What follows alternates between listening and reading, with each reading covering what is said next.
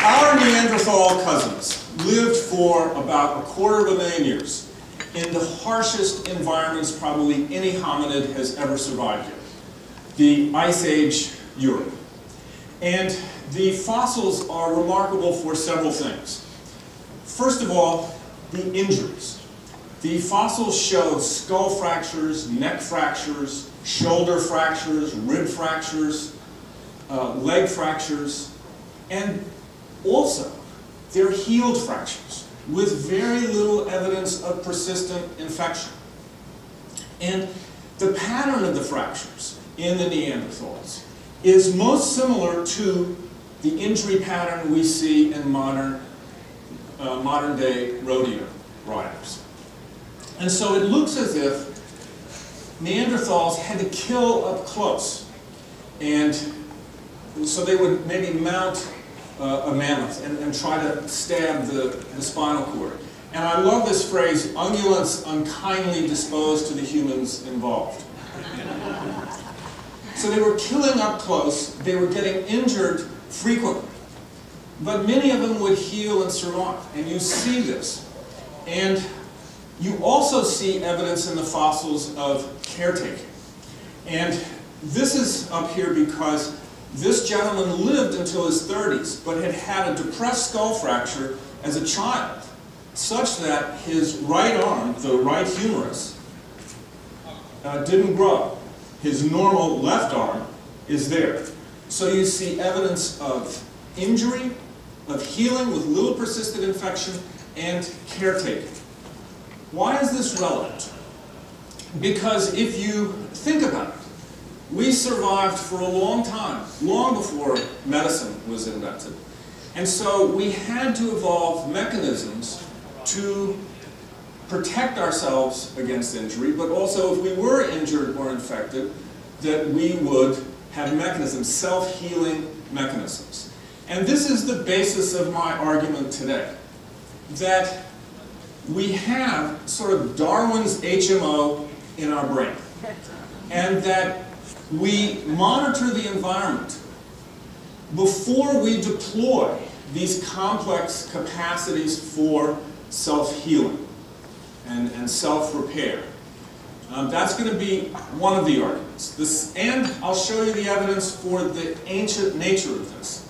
And that, secondly, one of the mechanisms for this is social support, particularly the attachment system for deploying these mechanisms. And the other aspect of this is, again, that it's under central control. And it uses many of the neurotransmitters that I think will be familiar to you.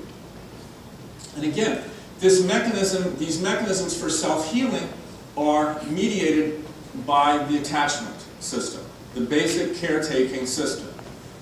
Why is this relevant? Because, as you know, religions claim to have an enormous impact on health. At the beginning of the 20th century now, at the beginning of the 21st century, we have thousands of studies that purport to show that there is an impact of religion on survival, cancer survival, recovery from acute illness, thousands of studies. And some of the recent ones have been funded by the Templeton Foundation. And when you look at these studies closely, many of them don't hold up. But some of them may. There is some evidence that religiosity or religious behavior may have impact on mortality. And my argument today is going to be that what we are seeing is religion, in a sense, the best I could come up with this was that they're plagiarizing.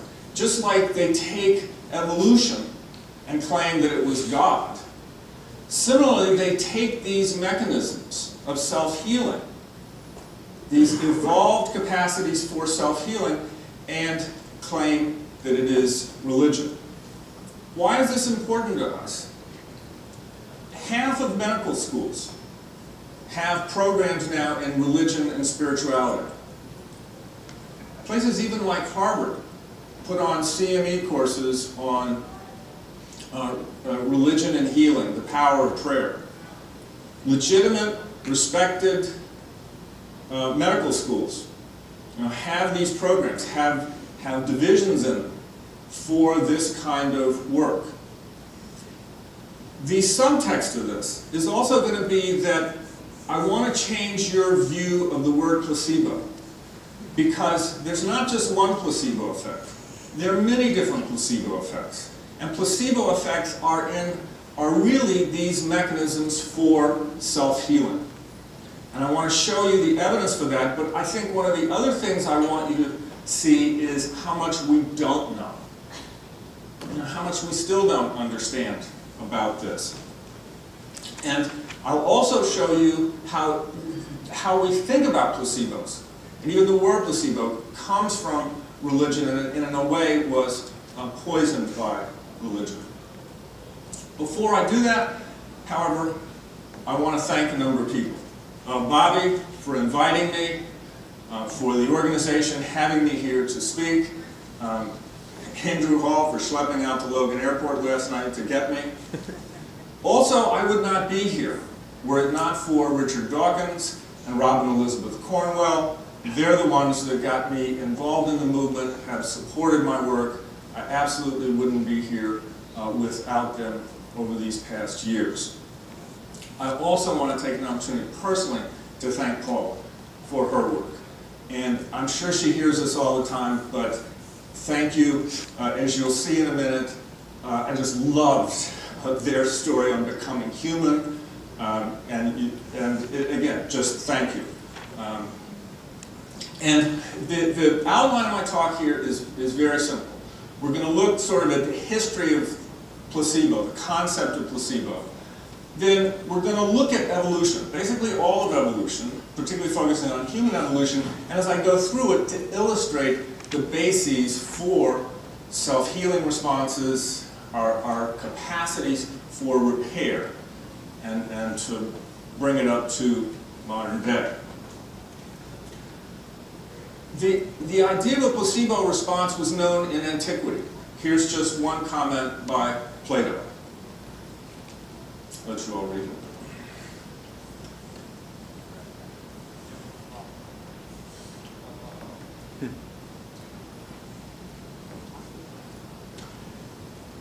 The term placebo comes from a mistranslation. How many mistranslations have gotten us into trouble? Religious mistranslations. This is a one. And it was a mistranslation of the phrase, I will walk with the Lord in the land of the living. And it was mistranslated to, I will please the Lord in the land of the living. Placebo. And the phrase was placebo domino in regione vagorum. I will please the Lord in the land of the living. And this was used in Catholic Vespers for the Dead.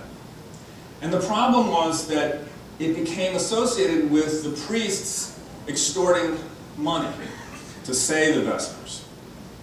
And a singer of placebo came to be thought of as basically a charlatan. And you may not be able to see it, but the word placebo is in there. These are placebo singers at funeral. So the term developed from its beginning through religious practices that negative connotation which carries on to this day. I think most people think negatively about the term placebo, and one of my goals today is to shift your thinking about that. The placebo effects are really our evolved capacities for self-healing. And the negative notion of placebo, it has been throughout medicine. Of course, this is interesting because obviously at the beginning of the 19th century, most medicine was still basically placebo, but they thought they had things that were effective, and there were things that even they thought were placebo and had a negative connotation.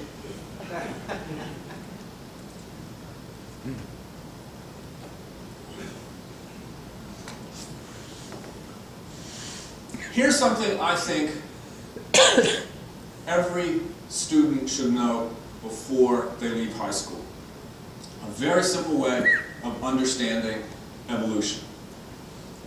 Many of you who've heard me speak before know this drill, but I always do it because I think it is absolutely crucial.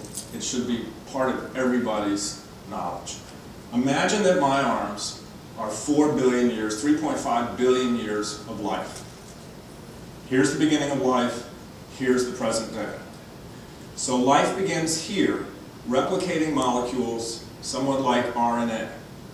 All of us, on chromosome 1, carry the descendant of that original replicating molecule, an RNA transcriptase gene. Then cells get together, simple cells get together, you get eukaryotic cells, and you get LUCA, the last universal common ancestor with all life. A eukaryotic cell, it's thought that we all contain about 100 genes from LUCA. So life is eukaryotic cells, think bacteria, for a couple of billion years, and the evolution of the extraordinary machinery of the cell, which we're still mapping out. Then cells get together, and they form invertebrate organisms, think flatworms. Why is this relevant? Because with the origin of central nervous systems, you get the origins of crucial neurotransmitters. Serotonin, the oldest monoamine neurotransmitter, dopamine, norepinephrine, endorphins, our own internal morphine, oxytocin. These are some of the crucial neurotransmitters present in all central nervous systems, and these are the things that get boosted in religious ritual. You can make a case that part of religious rituals' functions are to boost these particular neurotransmitters. They're also involved in our self-healing capacities. This is cholecystokinin. I put this one out separately because this one actually stops you from deploying your self-healing capacities. This is probably related to what's known as the nocebo effect. These are people who receive medications or receive placebos and get worse. And it's probably because anxiety is being generated. This paper made it into Science because of the following. It showed that a flatworm, a nematode, when it gets infected, its control of that infection is centrally regulated. Don't worry about what the various things mean, but here's your flatworm, and it gets infected, and this innate immune response is triggered. Your innate immunity. But at the level of its brain, you get control of this. So you see from very early on central control of your innate immunity. And the neurotransmitters that are used are ones familiar to us. Norepinephrine, acetylcholine, GABA, which we use, and in my business we manipulate with psychotropic medications. So from the very beginning, central control of self-healing responses. A little bit later cousin of ours, some beautiful research in which you take these Siberian hamsters and you infect them, and the light is controlled, and you make them think that it's wintertime, very little light, and they don't completely deploy their self-healing, their innate immune response. Then you shift it, and you make them think that it's summer, and they have a full-blown deployment of their innate immunity. How many of you, when you get a cold in the winter, when you get the flu in the winter, it drags on for a while? How many, when you get it in the summer, if at all, it's over pretty quickly? This may be part of the reason, because you're sensing what's going on in the environment, and a decision is made unconsciously whether or not to deploy your innate healing mechanisms. What we now understand is when you are sick, when I'm sick, when we're sick, and feel so badly, it's not the infecting organism. That's our own body. Our innate immune response is very powerful. It is also very dangerous. it can kill us. You can jack a fever up to the point where you start having seizures and die. This may be part of the origin of autoimmune illnesses, because on average our innate immune system helps us, but it is very expensive, it is very dangerous. So you don't want to deploy it unless the circumstances are correct. And what I'm going to argue is that one of those circumstances in our species is feeling safe. So, let's get back to evolution. So, invertebrate organisms, dinosaurs show up about here. Dinosaurs go extinct about here. You saw the beautiful film clip of that. What happens? Well, mammals, we were, I think probably, and Paul may need to correct me on this, I think 70, 80 million years ago, and then primates start to show up about 65 million years ago. And what's one of the main shifts? We go from this binocular vision, which allows us to see 360 degrees, but not particularly clearly. And we go from monocular vision to binocular vision. Our eyes move to the front of our head, much better vision, but it creates a problem. I need somebody to watch my back. And so this may have been the origin of social primates. So we're now down to about here, the crease on my middle finger. And next time you go to your family physician and he asks for your family history, give him this. This is your family history. And so this right here is the crease in my middle finger, right here, 65 million years ago. And this is the primate ape hominid line. The crucial thing here is that we are risen apes, not fallen angels. And this is your family history. So why is this important? Because I need people to watch my back, social living, group living, starting maybe to use the attachment system with more than just caretaking of infants, but with, in a sense, colleagues and friends. Then we get to this point right here, this little line right here. This is the common ancestor with chimps and hominids. We get to this little line right here, and if your physician says, no, I want your family history, your close family history, whoops, let me back up. This is the original dermatologist. And what we see in primates is caretaking, right? And they're taking care of each other and removing potentially infectious and harmful agents. This, if your physician says, give me your close family history, you give them this. This is the hominid line from our common ancestor to us. Australopithecines, Ardipithecus, and our most immediate family history, Homo. 2 million years ago.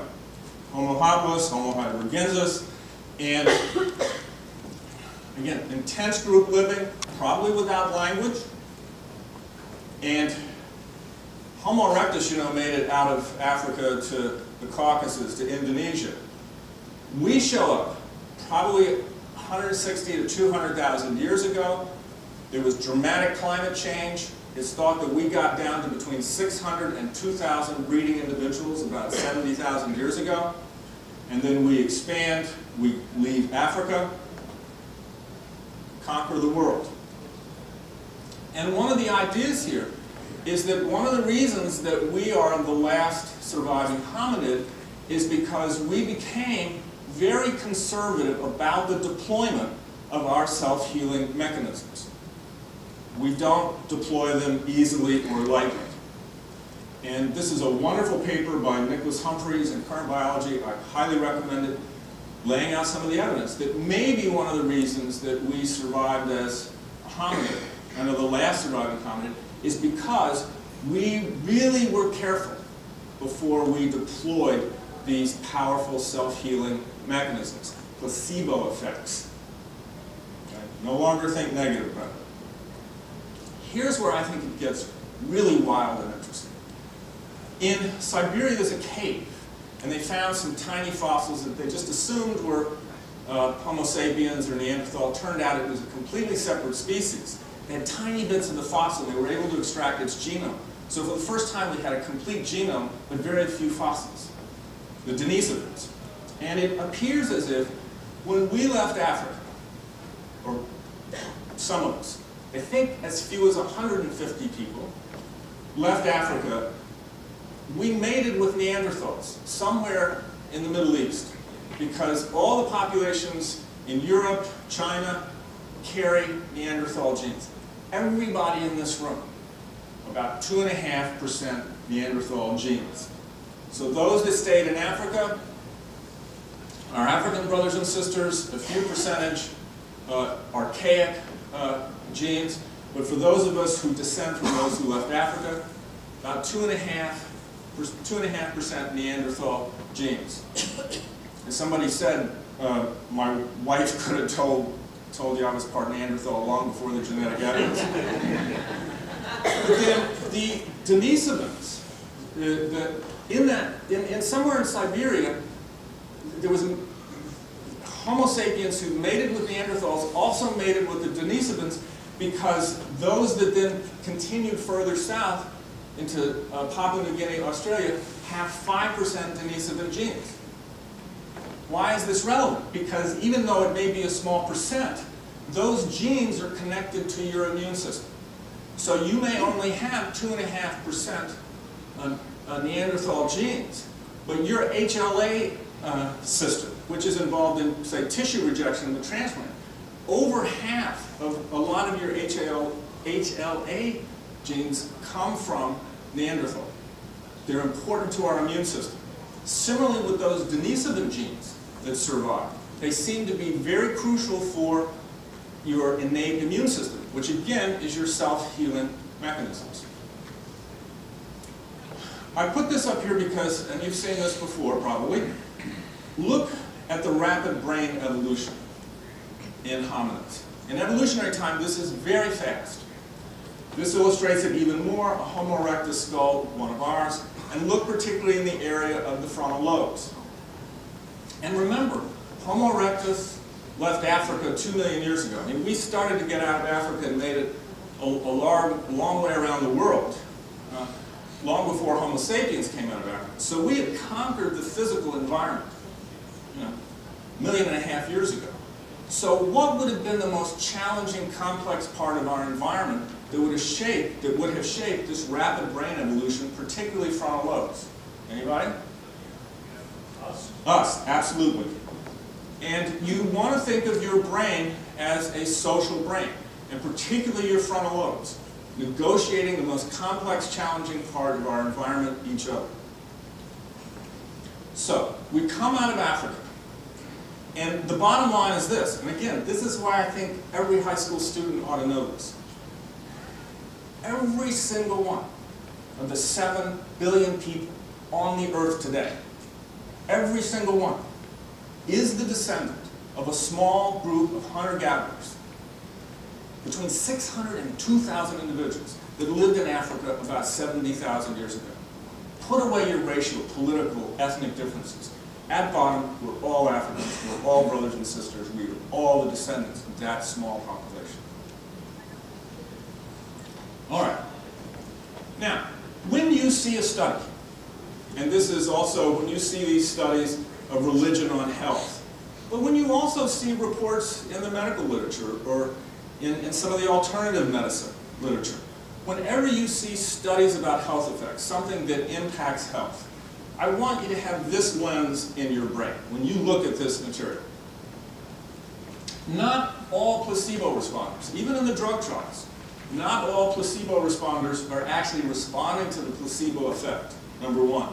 Number two, that there are many different placebo effects. We don't know them all. I'll show you some of what we do know.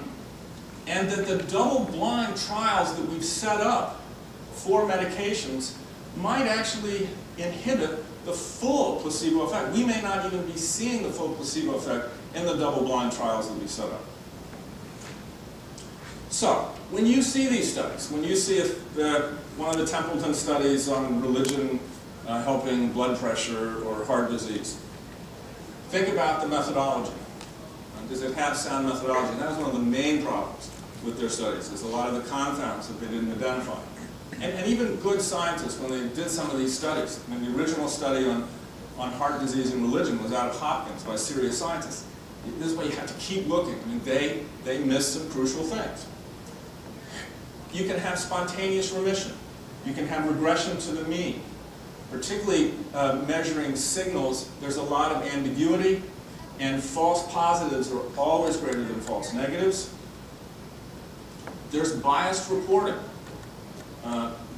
Patients will give biased reports. Will say they're not having something when they are, and of course physicians, the researchers themselves. I think it's called the Rosenthal effect.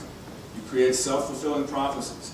It's very hard to tease these out, but these are also things that can explain some of these studies. Then you have the genuine placebo effects. And from now on, when you hear the word placebo effects, I want you to start thinking evolved self-healing capacities, evolved self-repair capacities. And we know some of them. Expectation, the reward mechanisms, the dopamine system in your brain, but also the nocebo effect.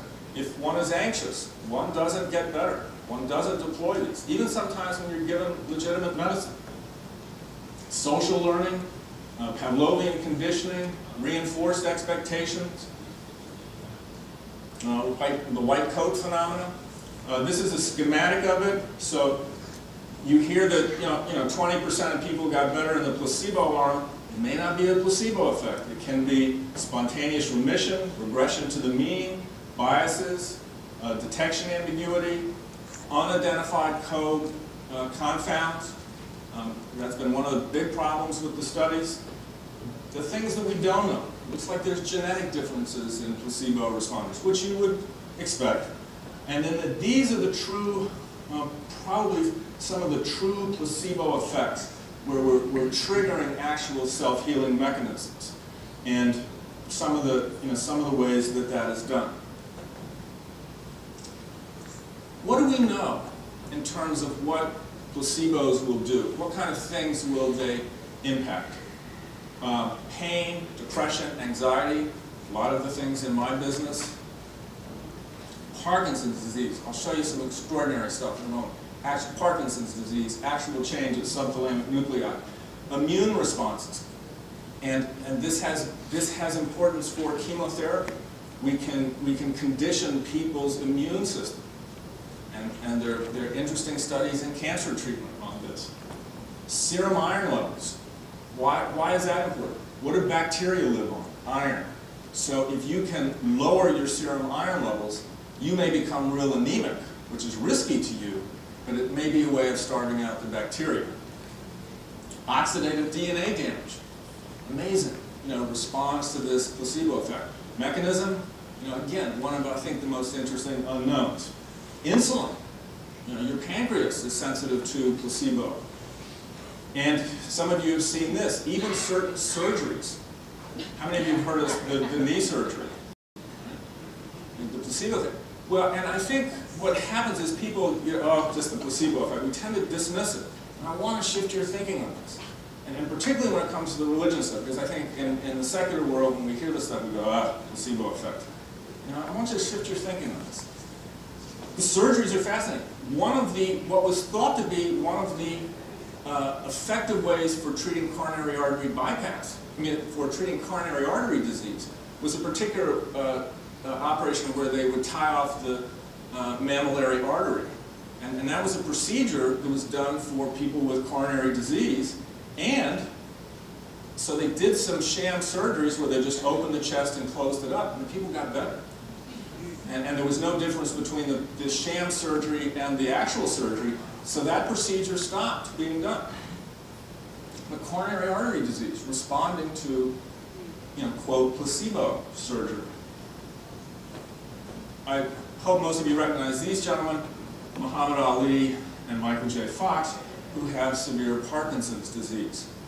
An extraordinary study, and Parkinson's disease is damaged dopamine neurons in your brainstem, substantia nigra, very real, awful disease. And this was a study, I appreciate it's a busy slide, but I want you to understand it. These are individuals with Parkinson's disease who've got electrodes in single cells in their subthalamic nuclei.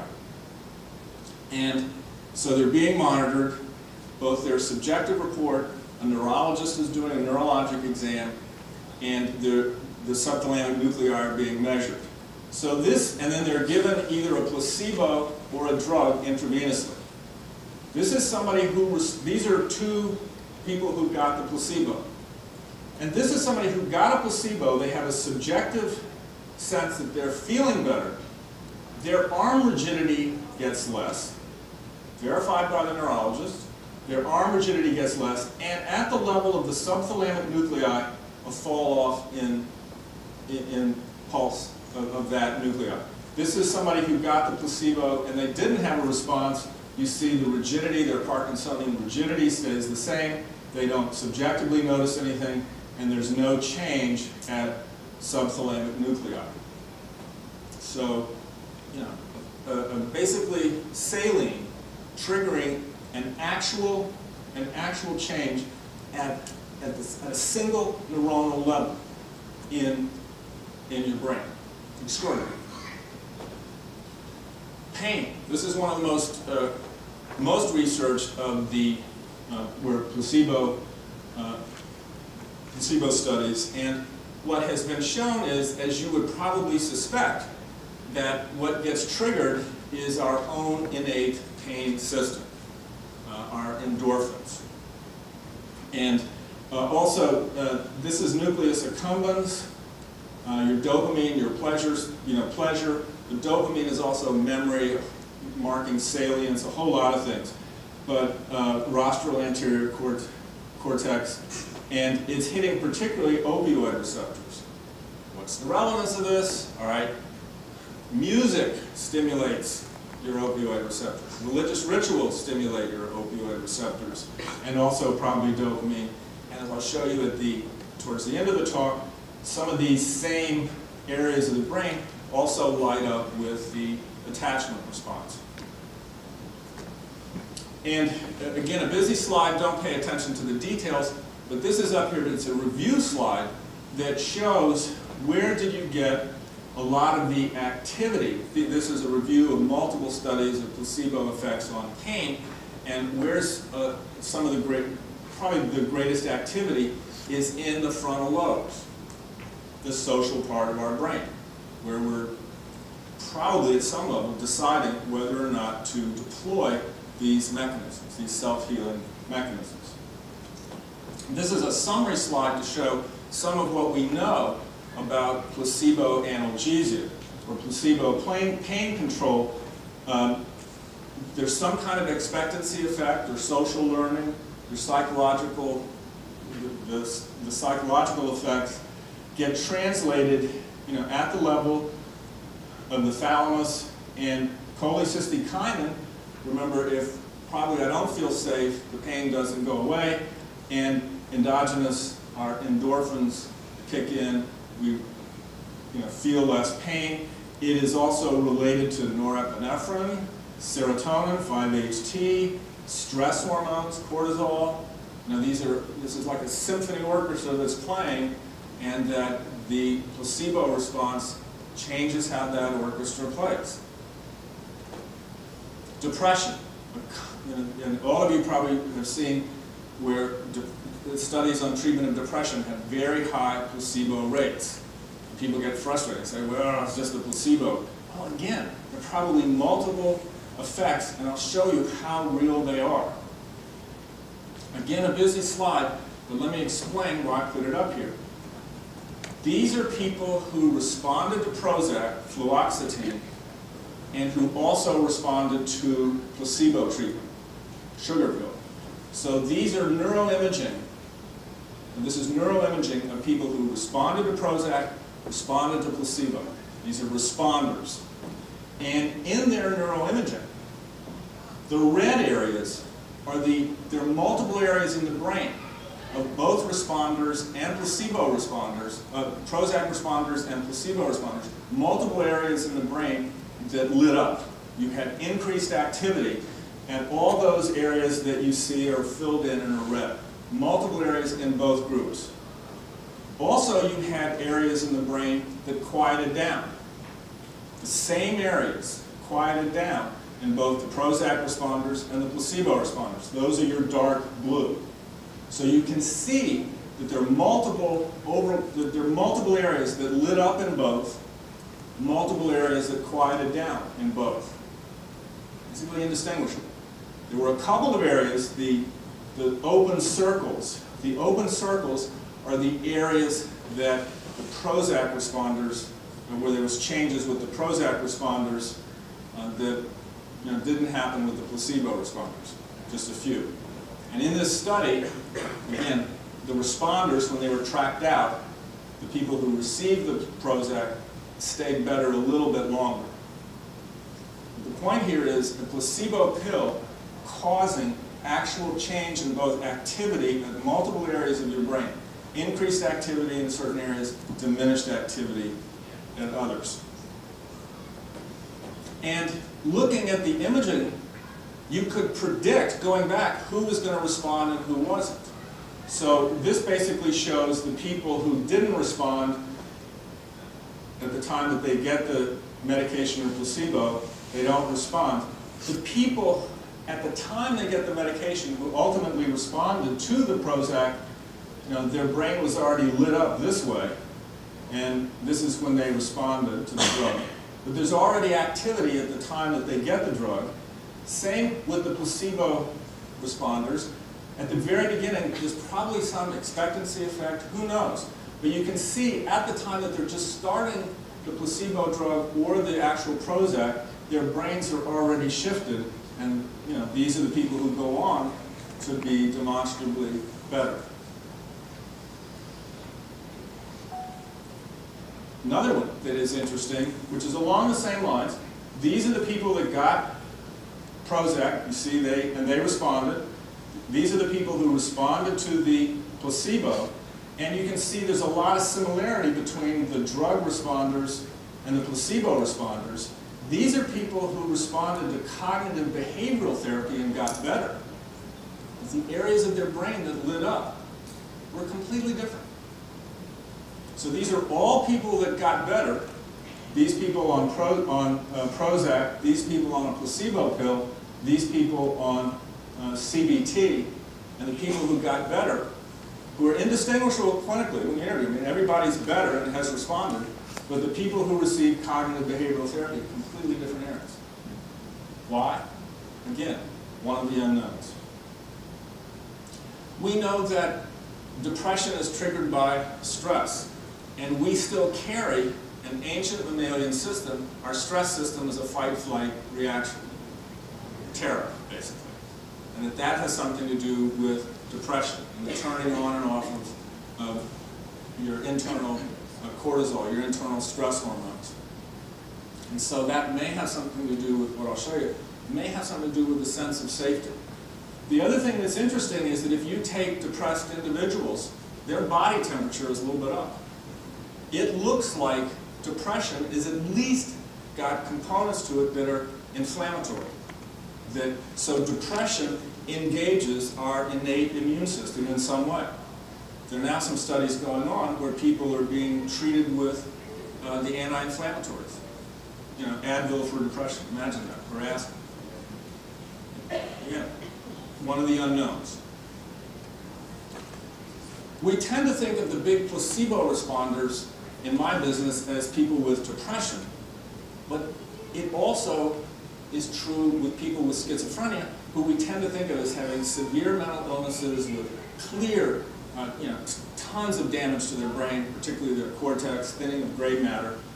Well, a recent review showed that if you look at the studies on schizophrenia, you have comparable placebo responses to the studies on depression. And even more puzzling, you're getting increased placebo responses in recent years and decreasing drug responses. PANSS is the scale used to measure the severity. It's a PANSS scale is a measure of severity of schizophrenia. And you're getting a decreased drug effect in the last 2 decades, which is not true for antidepressants. And again, this is why, and we don't know. The severe mental illness, schizophrenia, increased placebo response, diminished drug response. Oh. We know that placebos, again, can impact your immune system. Particularly the immune system involved in things like cancer, your killer T cells, AIDS, touch. We all talk about, the laying on of hands, and people who've seen the faith healers are always, putting their hands on people. And touch is much more important than we've appreciated. And my friend Miriam allowed me to demonstrate this a little bit. If you know somebody and a friend, and you just put your hand on their shoulder, a friendly pat on the shoulder, there's a tremendous stimulation of endorphins and oxytocin. You think of endorphins as pain, but endorphin is also a trust hormone. Increased endorphins, increased social trust. And everybody knows about oxytocin, the trust hormone. Just, with a friend, patting them on the shoulder, you get that stimulation of those hormones. Even more interesting to me is that Miriam's frontal lobes are sort of idling. They're on a certain idle speed. It's a little bit higher than the rest of her brain. When you do this kind of thing, that idle speed lowers, and she has a better focus. She can focus better. That idle speed reduces, and she can focus better, just on the matter of touch. Now, this experiment is extraordinary. And if we take Miriam and we put her in an imaging machine and we show her a threat scenario, her amygdala lights up. The fear center just explodes. If, however, she's holding the hand of a stranger, and let's pretend for a moment I'm a stranger to her, and we show her the threat scenario, her amygdala lights up less. If we show her the threat scenario, and she's holding her husband's hand, her partner's hand, her amygdala lights up almost not at all. And the degree to which her amygdala does not light up is proportional to her rating of the quality of the marriage, the quality of the partnership. The better she feels about the relationship, the more her amygdala doesn't turn on with the threat scenario. Might get. Well, I'll send an email and warn your husband.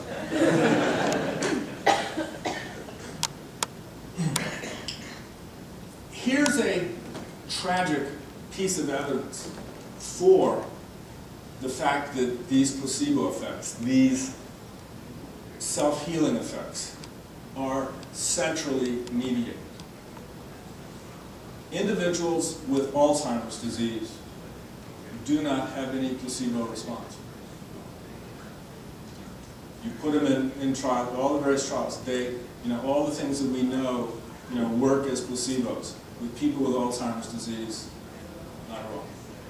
And I think, again, this is indirect and tragic evidence for the central regulation, the sort of Darwinian HMO in your brain that regulates self-healing responses. What's some of the implications of this? What are some of the implications of this? Well, one thing is that the double-blind placebo-controlled trials that we use in medicine, thank God, to measure whether treatments are effective, might underestimate the placebo effect. Because if you're in a study and you know you might be getting a placebo, you know you're getting either the active drug or a placebo, you get anxious and you may not deploy your full placebo response. So the double-blind trials that we use and are required by the FDA might actually not fully measure the full placebo response. And there's an ingenious study that was done out there on irritable bowel syndrome, where they actually told the people, and trying to get around the ethics problems, people with irritable bowel syndrome, they said, I'm giving you a placebo. This is a placebo. This is a sugar pill. And because we know that placebos work in irritable bowel syndrome, so they try to get rid of the question of doubt. And sure enough, those people with irritable bowel syndrome who got a placebo, who knew they were getting a placebo up front, got a very robust response. Interesting. What about psychotherapy? In my business, you often hear, psychotherapy, it's just the placebo effect. Well, yeah, maybe. And we ought to learn more about it and use it. The argument here is that psychotherapy may indeed be a way of mobilizing and making this conservative system that's very careful about deploying itself to deploy itself. Confidential relationship with someone, a secure setting, trying to create meaning in the context of a relationship with somebody. There's a ritual to it. And so psychotherapy, indeed, this pejorative needs to be removed. Psychotherapy may be effective, good psychotherapy may be effective because it is triggering and allowing self-healing mechanisms to be deployed. Let me finish up with a little bit of the suggestive evidence about the attachment response being used to generate placebo effects. Mary Ainsworth and John Bowlby. Mary Ainsworth was a psychologist, John Bowlby a British psychiatrist, and they're the ones that mapped out the attachment response in human beings. If anybody's interested in this, look at On Being Attached by Robert Caron. It's in the Atlantic Monthly about 15 years ago, still online, greatest introduction to it. And they mapped out the attachment response in animals, in some of our cousins, but then, they took the attachment response that was known in our animal cousins and mapped it out in human beings. And the idea is that it's based on the original sort of parent-child, mother-child caretaking response. And what looks like happened in our species is that we were able to use the attachment system, which is originally for caretaking of helpless infants. We used the attachment system and brought it into other relationships, friends, colleagues, lovers. And one of the things that may go to our uniqueness. And so there's a lot of parallel between what we know about the attachment response and what we're starting to learn about placebo effects. The attachment response is evoked by pain and discomfort. What do early caregivers do? You know, anybody who's had a child, you're regulating distress, you're regulating the pain that an infant is under. The original emotional state for all of us, if we were lucky, was a sense of well-being in our parents' arms. So that early attachment experiences may have a lot to do with the basic template for when and how we deploy our self-healing effects. Placebos may serve as transitional objects. Transitional objects are Linus's blanket. All of us, when we were children, we had things that were sort of part us but part mom. Transitional objects. I had a teddy bear. I think if everybody thinks back, you'll remember your transitional object of childhood that was your connection between you and caretakers.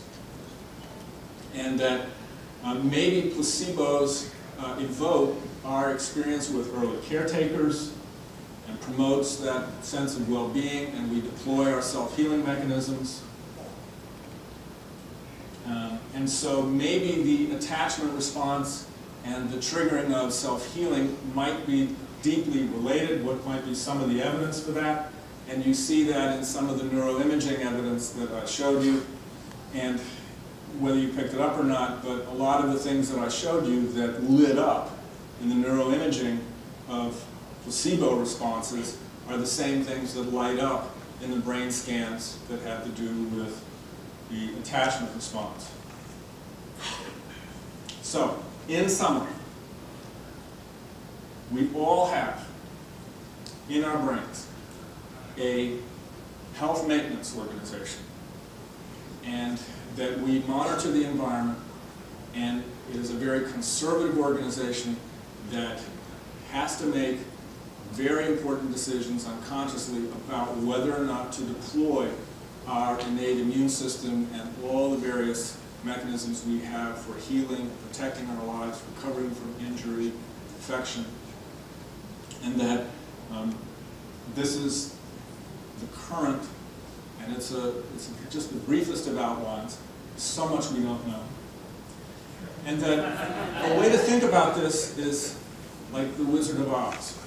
And one of my all-time favorite movies, one of the most favorite movies of all time. And what's one of the themes about, what's one of the themes of the Wizard of Oz? It is that all of us are kinder, more courageous, and smarter than we know. All of us. And that's the way to think about this. That all of us have these evolved self-healing capacities that science is just mapping out.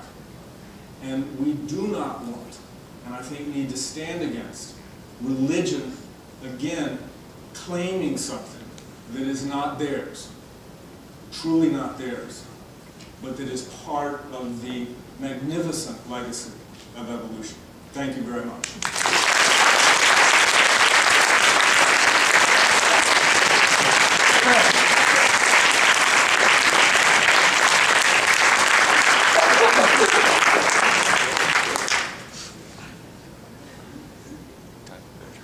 Take a couple questions and then I think you're in. Yes, ma'am. I think you were there. While we're waiting, I want to shout out to Edwina Rogers. She wasn't here when I started my thank yous, but I saw her. And the new relationship between the Dawkins Foundation and the Psycho Coalition. Thank you, Edwina.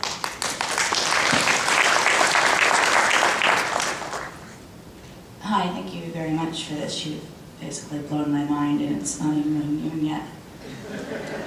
Thank you. That was my goal. Awesome.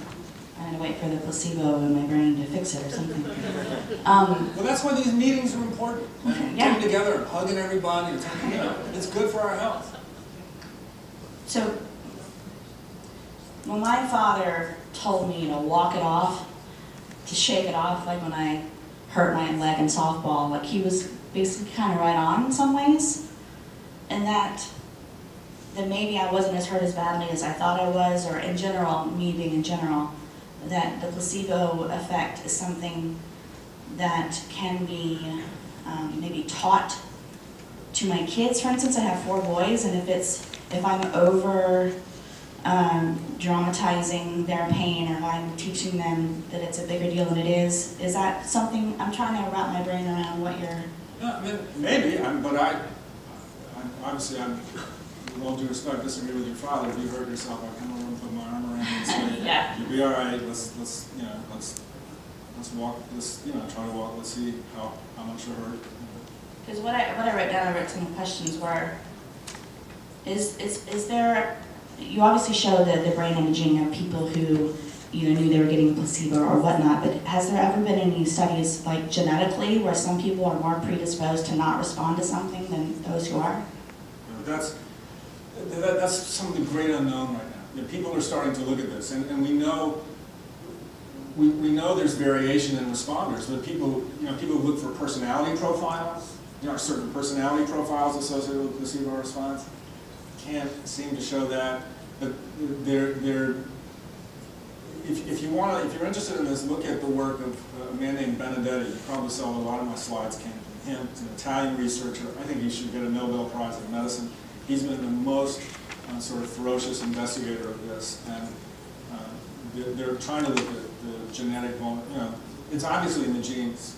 We know, for instance, in depression, all of us carry variations on the gene that regulates the serotonin transporter, which is where Prozac works.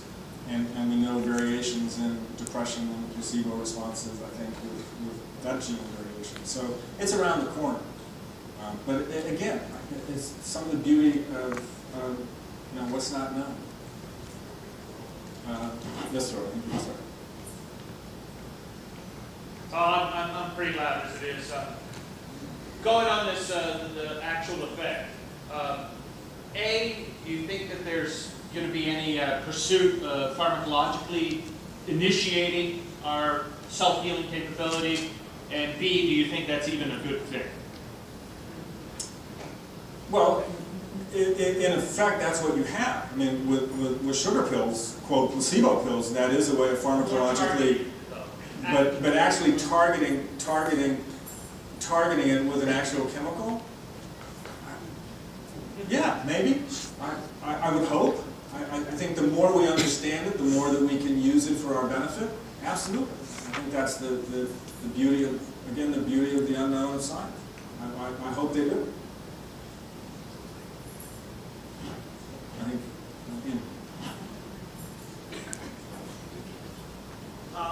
have there been any studies that show that skepticism impairs the placebo effect, or being skeptical lessens the placebo effect? that would be a great study. It might be out there, but has anybody seen that? No, I think that would be. I think that would be. Well, that's a faith healer thing. It's the faith healer says if you're skeptical, then you won't be healed. You know, that's the doctrine. Yeah, I mean, they try, which is connected to your question now, Andrew. And I would encourage people to pull it up. There's a wonderful neuropsychologist, a guy named ASP, and look up his article in Neuropsychology in 2012 called, I think, Fundamentalism, Authoritarianism, and something else. If you can't find it, email me, I'll get it to you. But it's a fantastic study, and he shows that we believe first, ask questions later. We're really biased towards belief, and that skepticism is a hard thing to do. And he makes the argument that it's a particular area of our medial prefrontal cortex. And it's like a muscle that has to be exercised to strengthen. That it's not as strong as the bias to accept, the bias to believe, the bias to submit to authority. But I heartily recommend that article because it goes to your question is that skepticism is not strongly developed, probably for evolutionary reasons. I mean, if you tell me there's lions on the other side of the hill coming after us, it probably would not be a good idea for me to say, Andrew, show me the evidence. So, for most of our history, skepticism was probably not, necessarily always good. But it's a great article. And it links it, obviously, with authoritarianism, religious belief, but just on the neuroscience of skepticism. Unbelievable. Right, this. Pardon me, we need to make this our last question if we can. We need to make it very quick.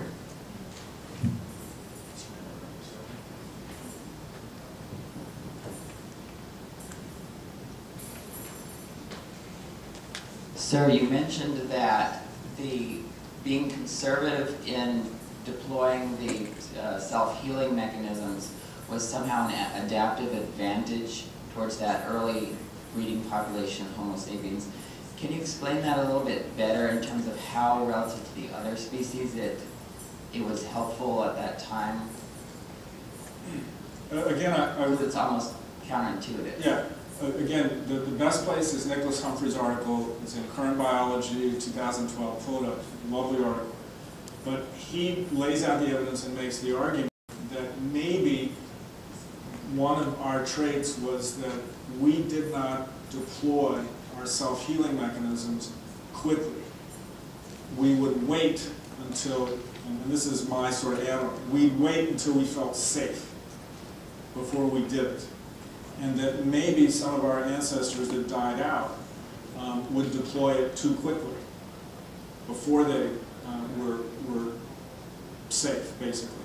Because these mechanisms are hugely costly and they're potentially deadly. And so he makes the argument that our innate immunity, we were very careful about deploying and didn't do it until probably we were taken care of. And he makes the argument that some of our hominid ancestors may have deployed it too quickly. Again, I think it's an interesting argument. I think our Neanderthal cousins, it looks like they didn't deploy it quickly, at least there's evidence of caretaking and self-healing. Again, thank you very much for having me.